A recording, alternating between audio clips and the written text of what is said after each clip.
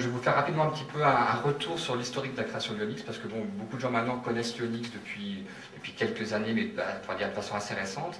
Alors qu'en fait, c'est une initiative qu'on a lancée il y a déjà depuis 1999. Donc pour vous expliquer un petit peu la genèse du projet Lionix, c'est qu'en fait, les créateurs de Lionix sont initialement des professionnels de l'Internet. En fait, l'équipe initiale de Lionix, qui était Michel Sardini, Samuel Triolet et moi-même, avions fondé un des premiers fournisseurs d'accès Internet sur la région de Lyon. Donc on était un des tout premiers en 1995 à faire l'ouverture de l'Internet à Lyon, en proposant en particulier aux entreprises. On avait vendu à quasiment beaucoup de grandes entreprises de la région de Lyon des accès Internet, des noms de domaine. C'était vraiment le tout démarrage en 1995. Et dès cette époque-là, donc dans les années qui ont suivi, donc il y a eu un essor important de l'Internet au niveau entreprise, particulier. Et rapidement, au bout de quelques années, on s'est rendu compte qu'il y avait un gros déséquilibre entre Paris et la région de Lyon. C'est-à-dire que nous, on est originaires tous de Lyon et de sa région, et on s'était rendu compte qu'à Paris, les gros opérateurs arrivaient, par contre, ils descendaient pas par Lyon, ou ils passaient par Lyon, et sans proposer d'offres de services intéressantes, aussi intéressantes que ce qu'ils faisaient sur Paris. Donc dès 1999, on s'est dit, tiens, l'idée serait peut-être de créer un nœud d'échange, donc un GIX, ça veut dire ça, Global Internet Exchange, excusez-moi. Et donc ça, c'est un endroit en fait où les opérateurs, les professionnels d'Internet se rejoignent pour échanger du trafic Internet. Donc c'était l'idée initiale que nous avions eue dès 1999. Donc on a préparé un projet, on a commencé effectivement à rencontrer le Grand Lyon, la mairie de Lyon, on leur a proposé cette création. Il a fallu un petit peu de temps pour les convaincre de nous aider, parce que c'était effectivement quelque chose de très technique. Et donc les élus ont parfois du mal à comprendre l'intérêt de soutenir une offre de type d'échange. Et donc on a quand même réussi à obtenir leur soutien. Et en 2001, on a pu créer le premier nœud d'échange. Donc en fait, l'hébergement s'est fait à l'IN2P3, qui est un centre de calcul très important pour le CNRS, donc qui est basé sur le campus d'Adoua à Villeurbanne. Et qui ont donc une infrastructure technique de très haut niveau.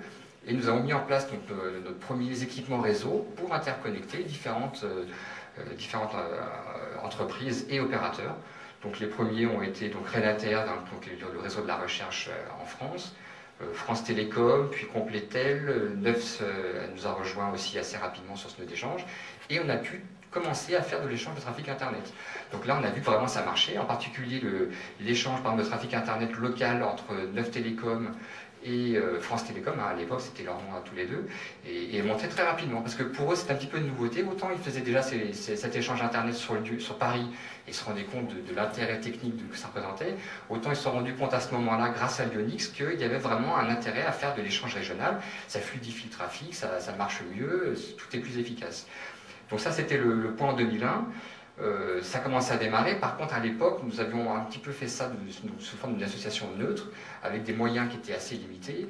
Et on s'est rapidement rendu compte, l'équipe de Lionix, qu'on n'allait pas pouvoir vraiment faire fonctionner ce nœud d'échange et avoir une vraie dimension importante et opérationnelle pour les entreprises ou pour d'autres opérateurs sur Lyon, sans avoir une organisation plus adaptée, avec des permanents, avec une équipe présente, un support joignable 24h/24 pour qu'en cas de panne, on puisse réagir. Donc nous avons travaillé ensuite à améliorer le concept de Lionix pour préparer une nouvelle version qui était plus professionnelle, avec une offre mieux organisée. Donc on a beaucoup travaillé avec la région Rhône-Alpes, avec le Grand Lyon, pour justement rebâtir une nouvelle version de Lionix. Donc ça a mis quelques années pour être mis en place, parce que c'était assez compliqué. On a fait beaucoup de présentations pour les élus, pour essayer de leur expliquer un petit peu avec l'analogie des autoroutes. Effectivement, l'idée qu'on leur disait, actuellement vous connaissez bien le réseau autoroutier, l'importance des nœuds ou des grandes plaques où les autoroutes vont se séparer, se croiser pour fluidifier le trafic. En fait, ce qu'on voulait faire nous aussi avec le nœud d'échange, c'est un peu la même chose au niveau des autoroutes de l'information, au niveau d'Internet, et donc de permettre d'avoir des points clairement identifiés sur Lyon, où opérateurs, entreprises utilisatrices pouvaient se rejoindre et avoir accès à du très haut débit de façon simple, à des prix intéressants sur la région de Lyon. Donc ça, ce travail a été réalisé, on va dire, entre 2002 et 2006. Et heureusement pour nous tous, nous avons donc réussi à convaincre les collectivités de nous soutenir de façon importante. Et nous avons pu démarrer l'été dernier, en septembre 2006, une nouvelle version de Lionix, avec ce coup-ci 2 membres permanents, donc qui sont salariés à mi-temps et qui œuvrent au quotidien pour rencontrer les entreprises, rencontrer les opérateurs, mettre en place toute l'organisation technique pour que le nœud d'échange fonctionne bien.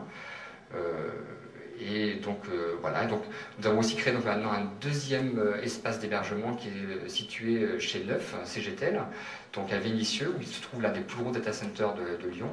Et l'intérêt de ce nouveau nœud d'échange chez Neuf, c'est que beaucoup de grands opérateurs internationaux arrivent sur ce nœud d'échange.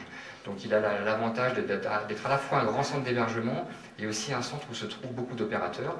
Et donc nous travaillons actuellement avec eux pour justement faire que cette fois-ci proposent des offres à Lyon et aux Lyonnais, aux entreprises présentes sur la région de Lyon. Donc tout ça, ça se passe plutôt bien et on est assez content de ce développement. Donc voilà un petit peu pour l'historique de Lyonix.